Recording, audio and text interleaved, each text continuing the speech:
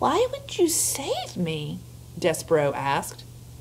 "Have you saved the life of other mice?" "Never," said Gregory. "Not one." "Why would you save me then?" "Because you, Mouse, can tell Gregory a story. Stories are light. Light is precious in a world so dark. Begin at the beginning. Tell Gregory a story. Make some light." How about that? Talk about some figurative language, right? And that light and dark theme showing up. Stories are light.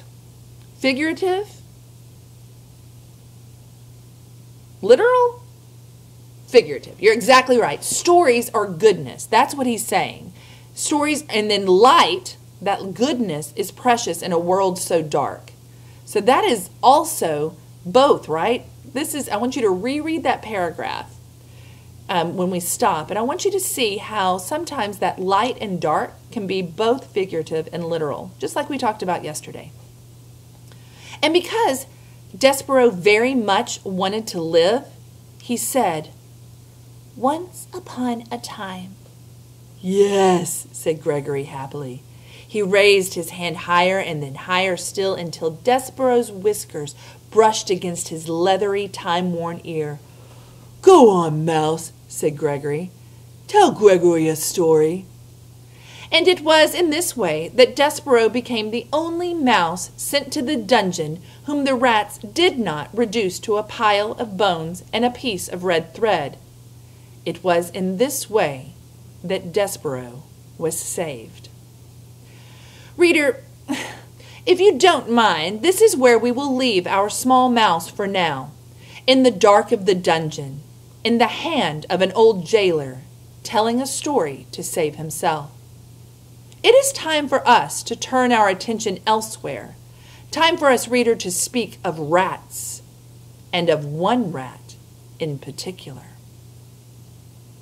This is the end of Book 1. We have experienced a lot. Despereaux has experienced perfidy, which is betrayal by his family. He has been shoved down into the dungeon to die, to be eaten by rats, and then saved by Gregory, the human jailer, the guard downstairs, all because Despereaux could tell a story. Guys, that's the power of language. That's the power of words. And that, my friend, is also the power of love. Do me a favor. Do your packet now. And I will see you guys in just a little while.